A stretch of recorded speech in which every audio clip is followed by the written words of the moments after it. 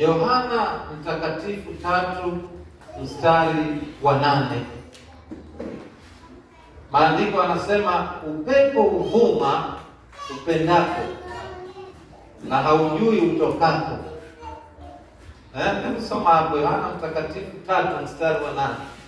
Upepo huvuma upendako na haujui utokako. Yohana Mtakatifu 3 mstari wa 8.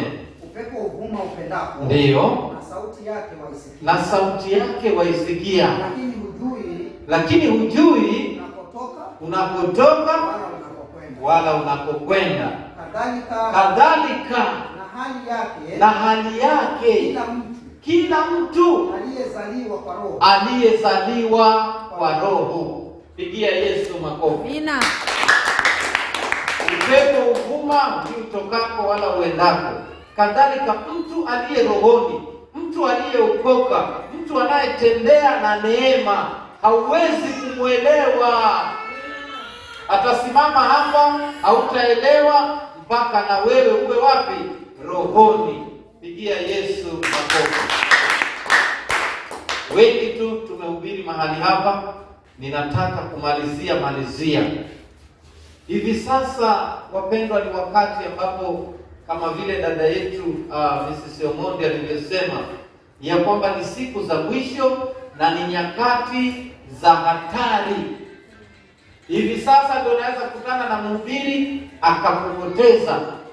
Unaweza kukutana na mchungaji kama mimi nikakupoteza. Hivi sasa ni wakati wa kuwa kama watu wa Beroya. Yaani ukihubiriwa unaenda unachambua maandiko mwenyewe. Matendo ya Mitume 7:10 ndio kuna watu wa Beroya hapa. Ni ngapi? 10:17 ama 17:10? Ngojeni kidogo. Watu wa Beroya wanapatikana hapo. Matendo ya Mitume. Maandiko inasema Paulo alikuwa anawahubiria, lakini ikifika jioni wanaenda kuchambua maandiko mwenyewe. Huu ni wakati wa kujiamini wewe binafsi. Jiamini wewe na kile unachoona kiko sawa kwa mujibu wa Biblia, nawe utapona. Pigia Yesu makofi. Mimi nataka kuzungumzia tu hizi siku za mwisho. Kuna maandiko katika Mathayo 7:22 itasomwa. Yesu anasema ya kwamba wengi watakuja kwangu na kulia na kusema, Bwana, Bwana, si tumetenda kazi kwa jina lako, na tumetoa mapepo na tumefanya miujiza kwa jina lako? Lakini wale watu watakataliwa. Yesu atawaambia, hapana, siwajui. Unaona hivi leo, sasa hivi muda huu ambao mimi nahubiri hapa, kuna makanisa sahihi wakati huu wako na ibada kama hii yetu, na ukifika hapo watu wamejaa mpaka pale mlangoni. Sasa wewe utasema pale ndipo bado, lakini ngoja siku hiyo. Hebu soma hapo, soma hapo Mathayo 7:22. Ndio. Wengi wataniambia siku ile, Bwana, Bwana, hatukufanya unabii kwa jina lako, na jina lako kutoa pepo, na kwa jina lako kufanya miujiza mingi. Ndipo Yesu atawaambia dhahiri kabisa bila kuwaficha, sikuwajua ninyi kamwe. Ondokeni kwangu ninyi watenda maovu. Jiulize swali, ni kwa nini hawa watu walikuwa wanajiona kwamba wanatenda kazi za Yesu vizuri? Wanasema wamefanya miujiza, wanasema wametoa mapepo, wanasema wamehubiri kwa jina la Yesu, lakini wakifika kwa huyo Yesu, Yesu anawaambia dhahiri, ondokeni kwa. Wapendwa, ni wakati wa kujielewa wewe ni nani na unafanya nini. Kama vile mtumishi alivyotuambia, jielewe wewe ni nani na unafanya nini. Maana kuna watu watakataliwa na Yesu. Kuna wahubiri kama mimi wataambiwa, hapana, mlichohubiri sicho. mimi sikuwatuma hiyo. Kwa hiyo shukuru tulivyo hapa. Maandiko yanasema wazi ya kwamba wateule ni wachache, lakini walioitwa ni wengi. Kanisa litajaa, watu watajaa, lakini je, hapo ndani kuna wateule? Maana itafika wakati wa mchujo. Yesu sasa anakataa watu. Yesu anasema haiwezekani. Hebu acha tuangalie andiko lingine, Luka 10:17. Hiyo Luka. Hapo tu. Luka tu nimeipata. Anzia 17. Ndipo wale 70 waliporudi kwa furaha wakisema, Bwana, hata pepo wanatutii kwa jina lako. Akawaambia, nilimuona shetani akianguka kutoka mbinguni kama umeme. Tazama nimewapa amri ya kukanyaga nyoka na inge na nguvu zote za yule adui, wala hakuna kitu kitakachowadhuru. Wamepewa mamlaka yote, watamkanyaga huyo nyoka, watakanyaga na inge, wala hawatawadhuru. Lakini kuna kitu hapo chini. Ndiyo, lakini msifurahi kwa vile pepo anavyowatii, bali furahini kwa sababu majina yenu yameandikwa mbinguni. Pigia Yesu makofi. Mathayo 7:22 tunaona watu wanakataliwa. Hao wanaokataliwa kwa Mathayo 7:22 majina yao hayakuandikwa. Tukija kwa Luka 10:17 mpaka 20, wanafunzi wanakuja kwa Yesu na furaha. Baba, tumetaja tu jina lako, pepo akaondoka. Yesu akawaambia hiyo isiwe sababu. Hii inaleta picha ya kwamba unaweza fanya kazi za Yesu hata kama hutaiona mbingu. Sio kama unaelewa. Maana Yesu ndiye aliyekuumba na anaweza kukutumia kisha baadaye akakuacha. Kwa hivyo ukiwa hapa usifurahi kwamba unajua kuhubiri, usifurahi kwamba unajua kuimba, bali furaha yako iwe ni kwamba jina lako limeandikwa na Baba. Pigia Yesu makofi. Hao wanafunzi walikuja kwa furaha. Yesu, mwalimu, pepo leo wamekiona, tukikutaja tu wanaruka wenyewe kando. Akamwambia hiyo si kitu, wataruka kwa jina langu. Lakini je, wewe utaingia? Hapo ndipo linafaa tujiulize maswali. Yesu ikafikia mahali atachagua ngano ama gugu, jina limeandikwa ama halikuandikwa. Leo hii wapendwa, nimekuja na ujumbe ya kwamba majina yetu na yaandikwe mbinguni. Ukiwa hapa, jitahidi kwa matendo mema, jitahidi ukatoe roho ya hila, ushuhuda wa uongo. Maandiko imesema hapo ya kwamba watu wawili wananena vyema kwa amani vizuri, lakini kumbe ndani yao anamtenga mwenziwe amuue tayari hapo kando. Unaona sasa shida mahali lipi? Mimi nanena na Ruha, umeshindaje? Mzuri joto kile bwana. Kumbe Ruha hata ndala na huko ashapiga simu na ngojewa hapo hivi. Yaani maandiko imesema vizuri katika Kutoka ile 16 nafikiri. 20:16.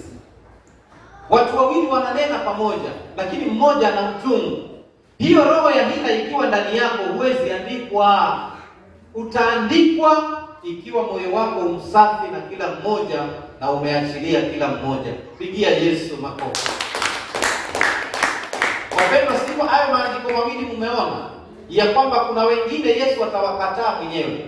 Na hao watu wanasema, Yesu Baba, si tumetoa pepo kwa jina lako, tumeimba kwa jina lako, hata tumehubiri kwa jina lako, mbona leo unatukataa? Nawaambia dhahiri kwamba ondokeni.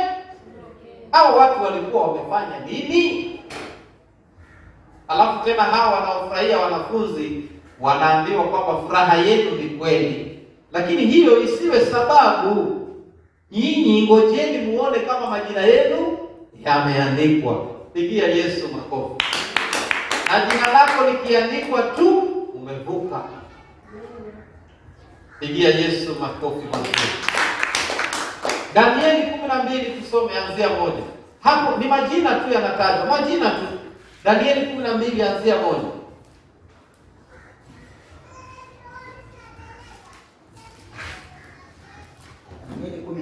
Anzia 1. Kitabu cha Danieli 12 anzia 1. Anzia 1. Nasema wakati huo Mikaeli atasimama, jemedari mkuu asimamaye upande wa wana wa watu wake, na kutakuwa na wakati wa taabu. Mfano wake haujakuwapo tangu ilipoanza kuwapo taifa hata wakati huo na wakati huo watu wako wataokolewa, kila mmoja atakayeonekana ameandikwa katika kitabu kile. Tena wengi wa hao, tulia tu, kutakuwa na vita, kutakuwa wakati mbaya. Huo ni wakati gani?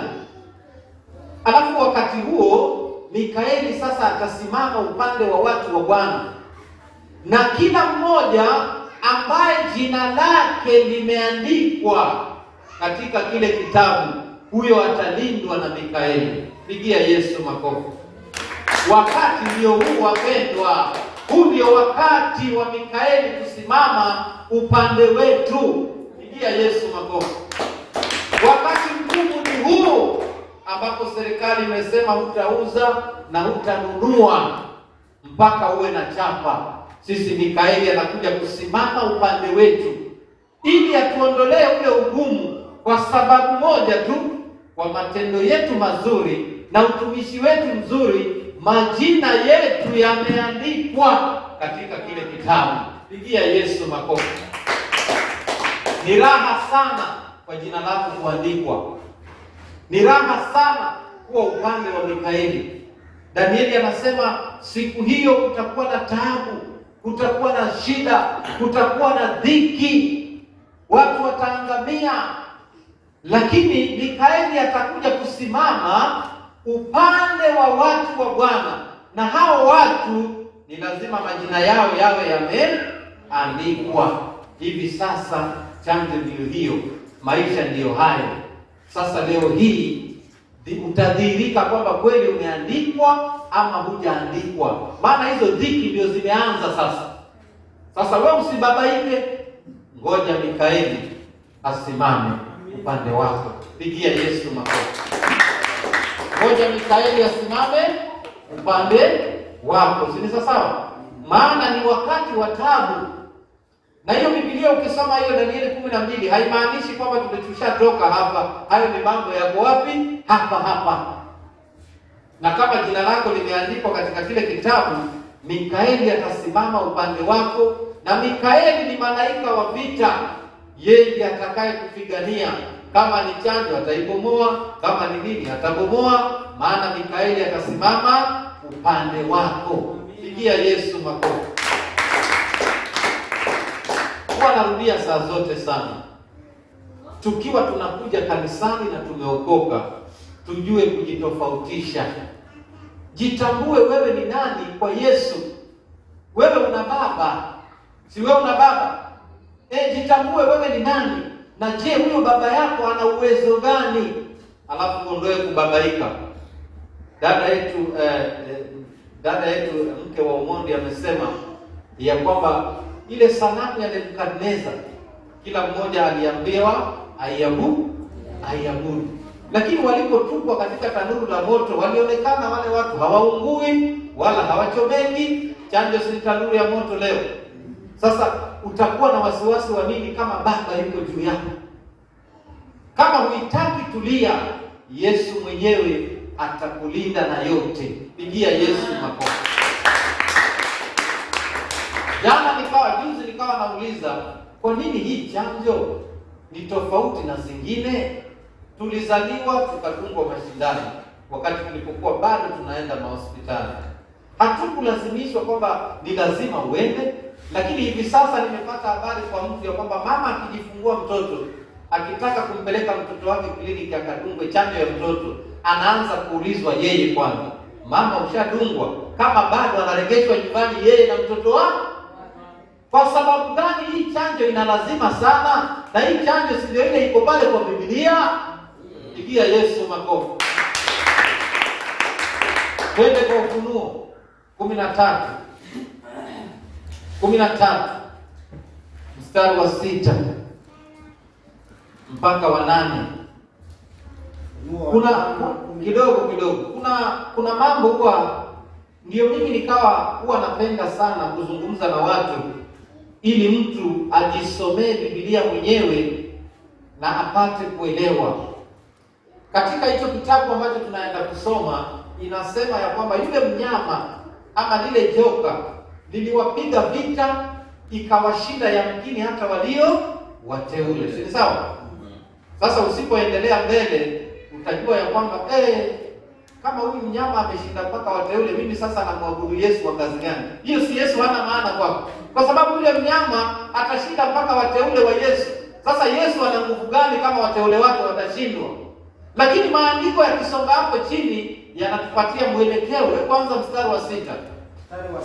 Ndio, Ufunuo 13 mstari wa 6.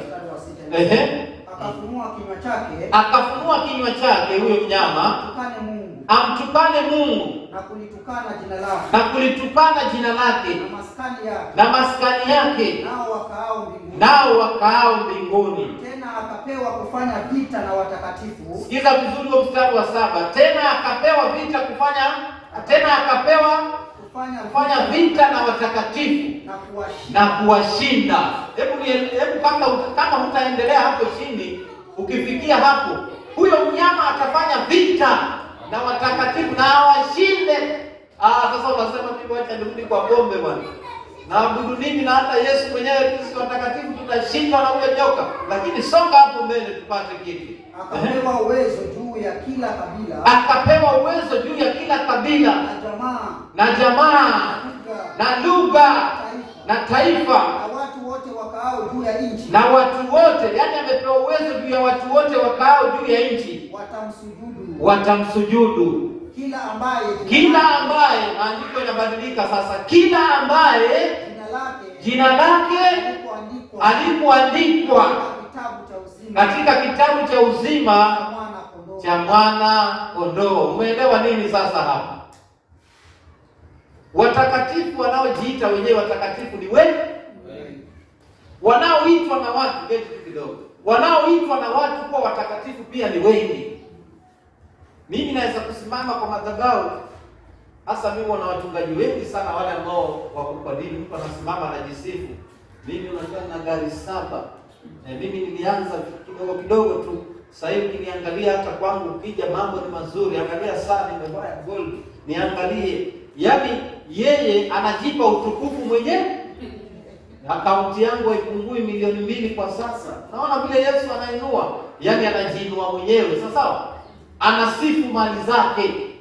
Na nikawaambia mtumishi mzuri hajulikani kwa wingi wa mali alizonazo. Hajulikani kwa wingi wa majumba, wingi wa pesa ama wingi wa chochote, bali mtumishi mzuri anajulikana kwa uzito wa neno linalotoka kinywani mwake. Anakuambia nini? Hiyo ndio inathibitisha mtumishi huyu yuko namna gani. Pigia Yesu makofi. Watu wako wanaojifanya wenyewe kuwa watakatifu, na kuna watu ambao wanafanywa na watu. Mchungaji wetu bana, mwisho yule ukija na kuombea tunapona. Yaani watu wanakusifu, au pia ni watakatifu. Hata popo pia yuko kwa dini na anajiita baba mtakatifu. Lakini sasa hapo chini maandiko yanatuambia wale wote watakaomsujudu huyo mnyama, kila ambaye jina lake halikuandikwa. Hawa ambao majina yao hawakuandikwa ni wapi? Sasa ndio wewe hapa. Jitambue wewe ni nani? Wewe jina lako limeandikwa. sio kama wale ambao majina yao hayajaandikwa. Lakini yule ambaye jina lake alikuandikwa katika kitabu cha uzima cha mwana kondoo, huyo ataenda na atashindwa. Wacheni niwaambie, kuna wateule wengi. Sisi ni siku za mwisho.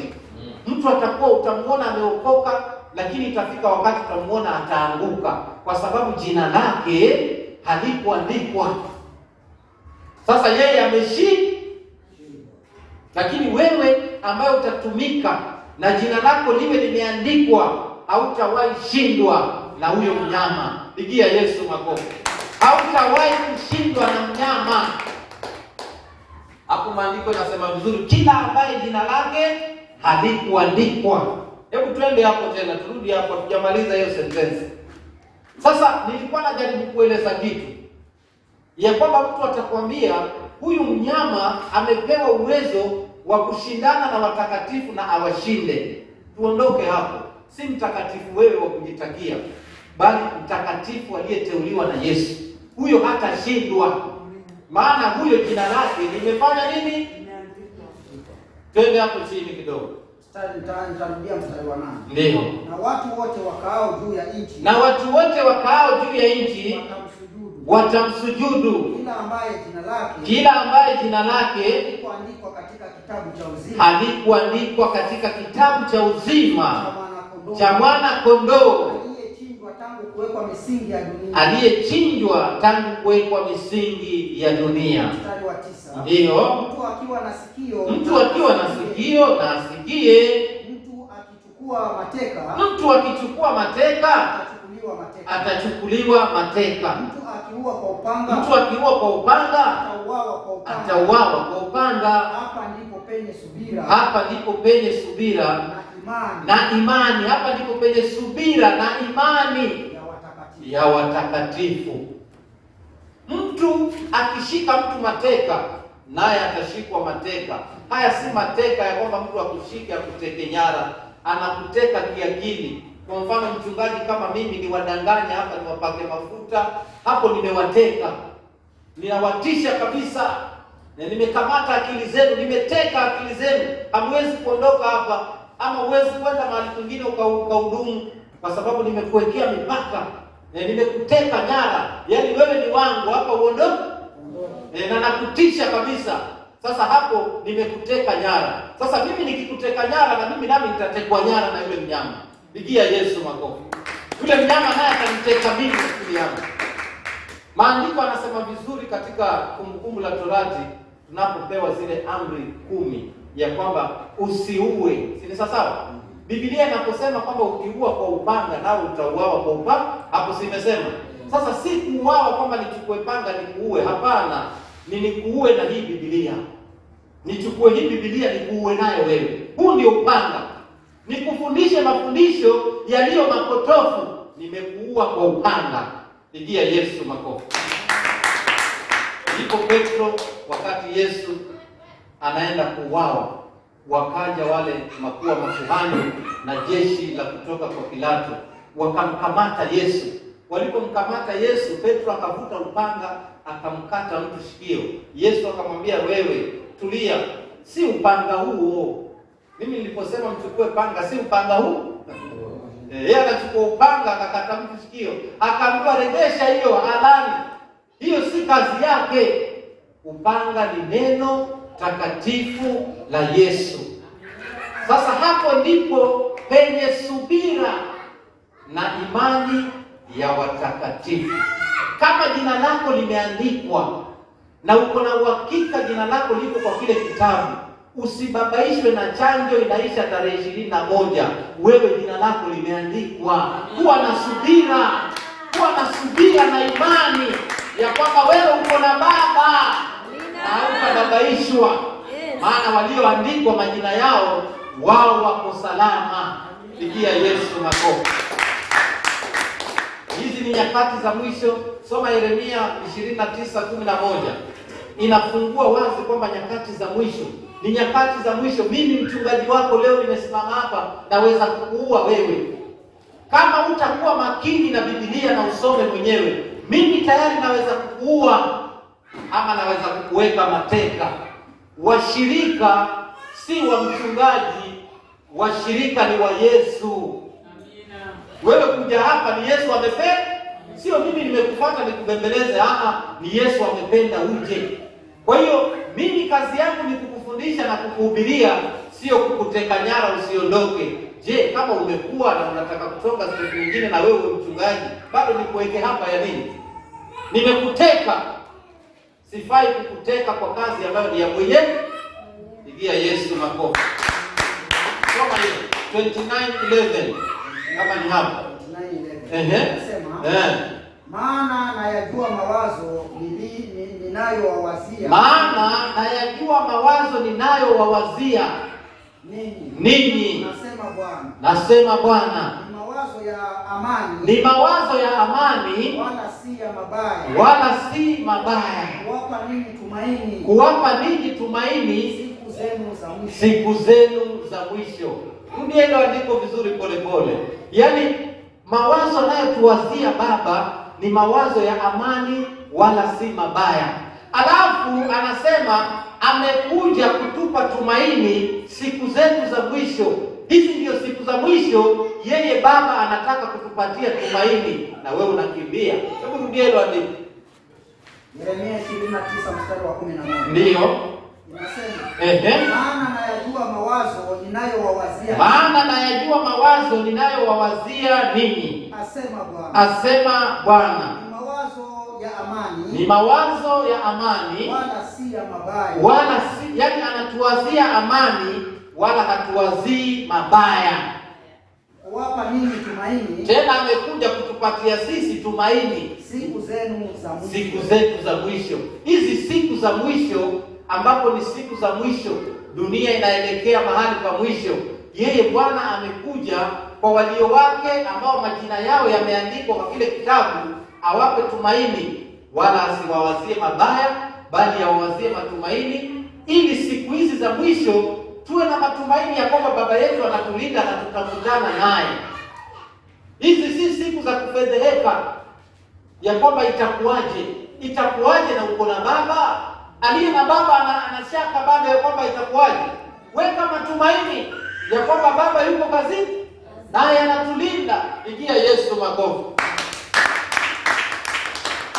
Methali 15:3 inasema macho yake huyo Baba yanazunguka zunguka. Hebu soma Methali. Huyo Baba anayetulinda sisi, macho yake yako hapa juu. Yaani kwa ajili yetu ameweka macho yake hapa. Anageuza tu. Mtumishi Ongoro yuko wapi sasa hivi? Anahitaji ulinzi gani? Mama Rebeka yuko wapi sasa hivi? Anataka malaika 7. Ongeza. Unaongezewa walinzi. Methali 15:3. Yaani macho ya huyo Bwana yako kazini kwa ajili yetu. Bwana anatupenda naye anatulinda. Soma hiyo.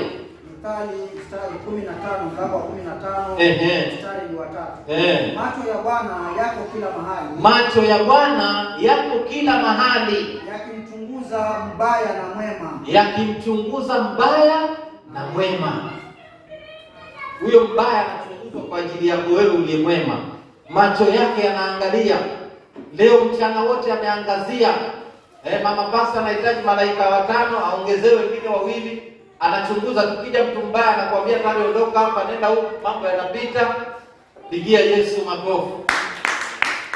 Wapendwa, mimi nikisema Yesu yupo, sijui kama utaniamini, kwa sababu mimi najua mwenyewe Yesu mahali amenitoa. Kama juzi nimekuwa town tayari, huwa naenda saa nyingine kutembea, sikuwa nimevaa barakoa, nikatembea huko kote, nikatembea mpaka nikarudi, nikafanya shughuli zangu zote tu, nikarudi nikaingia matatu. Tukiwa kwa matatu ndio mtu anasema story, basi umeshika watu wengi bila barakoa. Wapi? Hapo nilipopita mimi. Hapo nilipopita mimi. Wameshikwa, hata ndugu yangu ameshikwa, anaenda kupeleka ripoti nyumbani. Nashangaa. Sio kwamba sikuwa nimevaa makusudi, kama nikiwaona navaa, sikatai, si sawa? Nikiwaona navaa. Lakini Yesu ananilinda. Pigia Yesu makofi. Kuna mambo huwa tunafanya tukiongozwa na Roho. Unaweza kuondoka hapa nyumbani ukasema mimi sitavaa barakoa, lakini ukiingia matatu ukishuka tunaona nakwambia vaa. Unatoa ukivaa tu unaona hao ndio wanapita. Yaani Roho anakuongoza. anakuongoza vizuri. Si sawa? Na saa nyingine unaweza toka nyumbani umeisahau, umeiacha huko nyumbani na ukaenda na ukarudi, maana Yesu anakulinda. Pigia Yesu makofi. Hebu nisomee kitabu kile cha, tukiwa tunamaliza, nisomee Methali 12:1-2. Alafu tumalize, kama kuna swali tutaulizana. Mithali 12 mstari wa kwanza inasema, kila apendaye mafundisho hupenda maarifa, bali yeye atukiaye kulaumiwa kama mnyama. Endelea. Mtu mwema, hapo ndipo tuko sisi. Mtu mwema atapata upendeleo kwa Bwana. Mtu mwema. Je, wewe ndiye huyo mtu mwema? Wewe ndiye huyo mtu wa haki? Mtu mwema, siku zote ukiwa mwema hapa duniani, ukiwa mtu mwema, Bwana wetu Yesu Kristo atakupendelea. Utapata upendeleo na maombi yako yatakuwa yanapewa nafasi ya kwanza. Ukipiga tu magoti na Yesu ashaitika tayari, maana wewe ni mtu mwema na unahitaji kupendelewa. Wapendwa, kile huyu amefundisha roho ya hila, hiyo roho ni hatari sana, na ni wengi wako nayo sana hiyo roho, hasa tukiwa vijana. Naikumbuka hiyo roho sana. Rough game, mtu namuonyesha yule msichana ni rafiki yangu, yeye anataka kwa sawa bana, sawa, kesho anaenda hapo kesho anaenda hapo, umemwambia tu kama rafiki, kesho anaenda hapo sasa anakwambia msichana mzuri safi kabisa yule, lakini kesho yuko hapo. Wewe ukienda kwa pia kidogo bwana, unajua ashahadi Yesu makofi. Nadhani mke wangu hayuko hapa, lakini haina neno. Si sawa? Mama sawa, karibu mtumishi, tusalimie, alafu ndio niulize maswali kidogo. Wacha nimkaribishe mtumishi alafu nimalizie, sawa? Mgeni mtumishi makofi.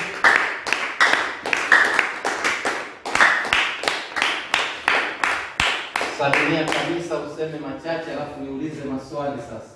Kwa dakika 10 alafu tuende nyumbani. Amina. Amina. Nimshukuru Yesu, nampenda na ananijali. Yesu ni mwema na Yesu yupo.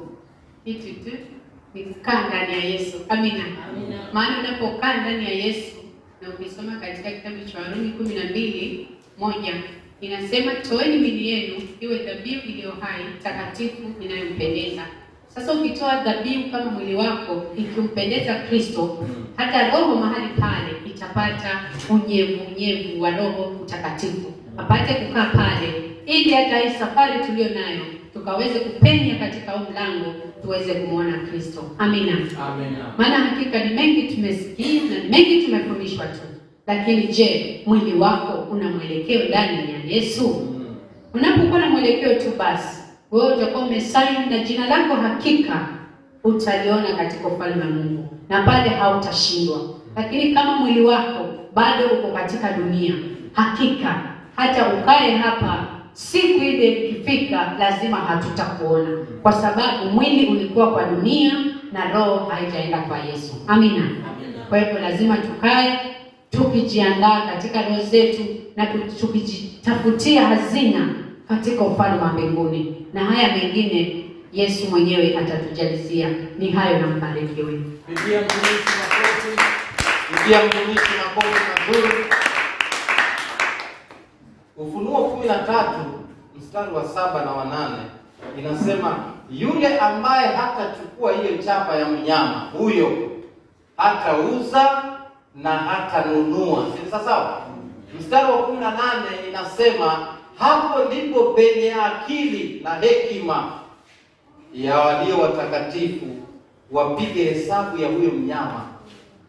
Wacha nikuulize, wakati wewe ushaandikwa jina lako katika kitabu kitakatifu, yaani uko mikononi mwa Yesu, una nafasi tena ya kuketi chini na upige hesabu ya mnyama? Inakuhusu kweli? Inakuhusu? Jina lako lishaandikwa kwa kitabu cha uzima, na unatumika katika roho na kweli, na wewe ni mtu mwema kwa Bwana. Tena utababaishwa na kupiga hesabu ya mnyama? hesabu ile ya mnyama haihusu watakatifu wa kweli, inahusu wale wanaojishuku na wale hawana Yesu. Mimi siwezi tena kukaa chini nikachukua kalamu nikaanza kupiga hesabu ya shetani. Itanipa faida gani? Kuna faida niko nayo kwako? Sina. Mimi niwe na uhakika kwamba natenda mema, Yesu apokee jina langu katika kitabu kitakatifu. Alafu hao ambao hawana chapa tutaishi nao na hatuna, na Yesu anatulinda. Pigia Yesu makofi. Pigana nao wanaopigana nami, Baba nitie nguvu ninapoishiwa nguvu. Adui zangu wakitaka kupigana nami, njia yao iwe giza na utelezi. Wovu mimi yakinijia, maisha yangu yapite ubavuni mwako. Pigana nao wanaopigana nami, nitie nguvu ninapoishiwa nguvu. Adui